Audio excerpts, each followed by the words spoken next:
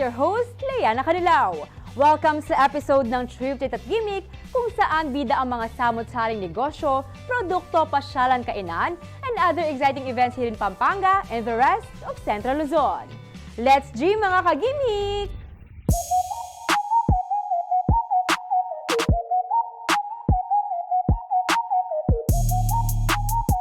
But if I would be given a chance, Beauty, brains, talent, confidence, kindness, generosity, advocacy. What does it actually take para maging isang beauty queen?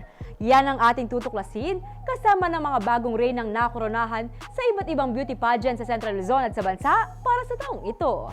Happy Pride and happy month of celebrating you! Yan ang pinatunayan ng 20 kandidata ng Queen of San Fernando 2023 sa kanilang preliminary competition at press presentation. Hindi lang sila nagpatalbugan ng talento, ngunit ipinakita rin nila ang kanilang husay sa pagsagot sa tanong ng media. Silipin natin ang mga eksena sa Thrifted at Gimmick ni JM De Jesus.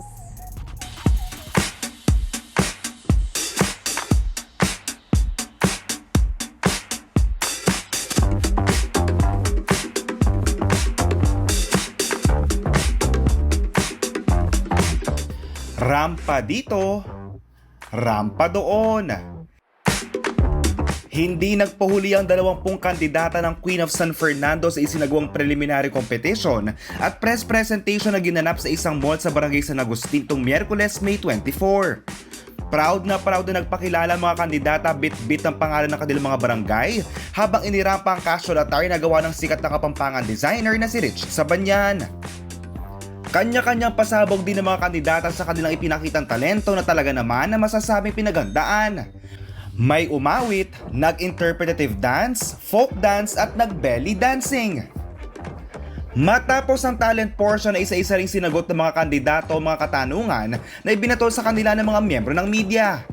Ayon sa producer ng Queen of San Fernando 2023 na si Jomel Lingat Bernel, isang milestone ito dahil nabigyan ng pagkakataon ng mga miyembro ng LGBTQIA+ na ihayag ang kanilang mga advokasya at ipamalas ang kanilang taglay na ganda. Queen of San Fernando highlights inclusivity of our Fernandinos, particularly our LGBT community that really make part of this society, and at the same time we always want to recognize their value, their effort, and at the same time they're being who they are as a Fernandino. Naniniwala naman si reigning Queen of San Fernando na si Red Spiegelman na ito na ang panahon upang tapusin ang diskriminasyon at tignan ng mga naiaambag ng LGBTQIA+ sa lipunan. I am just very grateful that we have this platform because I think it is time. It is very far from the last generation that we have wherein we are trying to hide ourselves. But now, it is a celebration of beauty, intelligence, and talent. And I think it is very timely in a way that we are now to be known not only for our beauty but with our purpose as well. Makalipas ang 6 na taong paghahanda at paghihintay, nasungkit ng kandidata mula sa Barangay del Pilar ang titulo bilang Queen of San Fernando 2023. Kung sino siya at ano ang kanyang mga isinusulong na advokasya, alamin sa Thrifted at Gimmick ni Angelica Cara.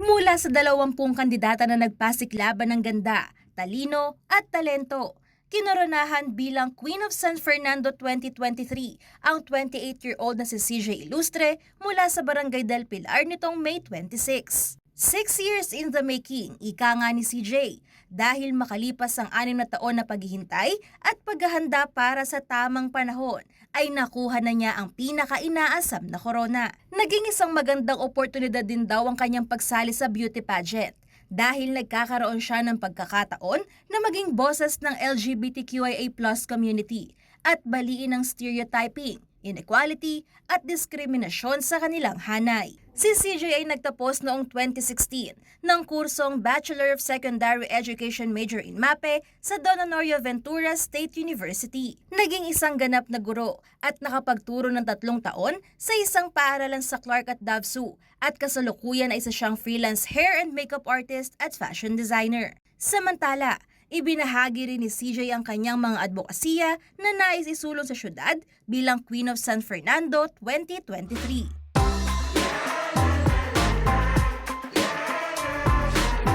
Samantala, itinanghal naman ng Queen of San Fernando Tourism ang pambato ng Barangay Kalulot na si Ja Gomez.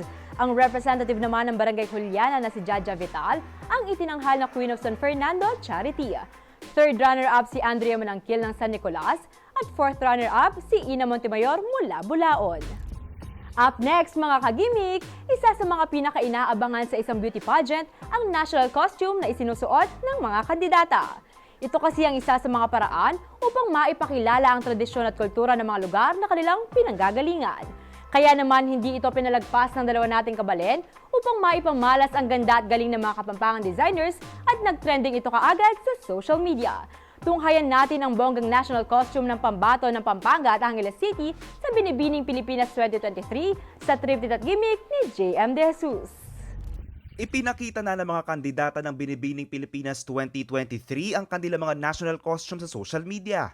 At dalawa sa ating mga kabalen ang trending ngayon dahil sa ganda at napaka-intricate na mga disenyo ng kanilang mga national costumes. Si Miss Pampanga Lyra Punsalan at Tubong San Fernando, usap-usapan ngayon dahil sa kanya mo nagsumala costume. Maaalala na naging tema na rin ito ng Mutyaning Kapampangan pageant noong nakaraang taon na kung saan nakaronahan bilang third runner-up si Lyra Punsalan. I actually did not expect kasi upon our photo shoot along with the other binibinis, ako lang yung costume na ganun kaliit. Every binibini na na-witness ko, bigulong lahat ng costume nila, parang dala nila yung buong bahay nila. So, hindi ko expect na magiging ganun yung feedback, especially sa social media. Maliit man ang kanyang costume ay hindi naman ito nagpahuli pagdating sa detalye dahil ang tanyag na Kapampangan designer si Mac Tumang ang may likha nito. Nais umunong nilang ipakita na mayroon pang ibang Kapampangan mythical characters na dapat makilala hindi lang sa probinsya kundi sa buong bansa. Okay, so way before the Spanish colonization began, the Kapampangan people already had an existing god which is Aring Sinukwan, and we celebrate the Sinukwan festival annually. Aring Sinukwan had 4 offsprings. The first of them is the goddess of dawn. She's called Munagtsumala. She's the first light. She's the symbol that a new day is about to break out, which can actually metaphorically be related that in the hour of the darkness, there is hope, there is light. Malaanghel naman sa kanyang national costume si Miss Angeles City Mirhan Hipolito sa kanyang white and gold ensemble. Gawa ito ng Kapampangan artist sa si Cholo Dal Couture Philippines. Gusto raw kasi ni Hipolito na unang tingin pa lang ay agad nang malalaman ng mga manonood kung saang lungsod siya nanggaling.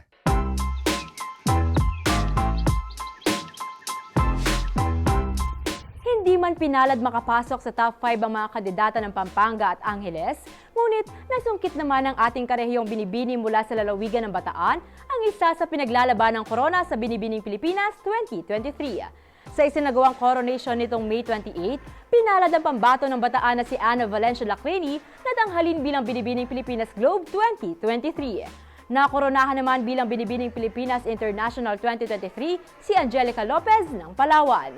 Samantala, maliban sa Binibining Pilipinas Globe 2023 title, ang Bataan Beauty rin ang nanalong Jog Denim Queen at Best in Swimsuit. 40 kandidata ang naglaban-laban sa Binibining Pilipinas ngayong taon. Nakapasok din sa top 11 ng 4 pangkarehiyong binibini. Ang pambato ng Hermosa Bataan na si Mary Chiles Balana, ang representative ng Dinulupihang Bataan na si Lea Macapagal, ang binibini ng Bulacan na si Lorraine Jara at ang beauty queen mula sa Nueva Ecija na si Kiaragel Gregorio.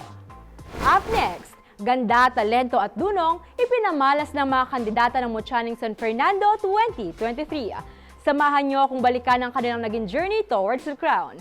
Don't go away, magbabalik ang Trip, Treat at Gimmick!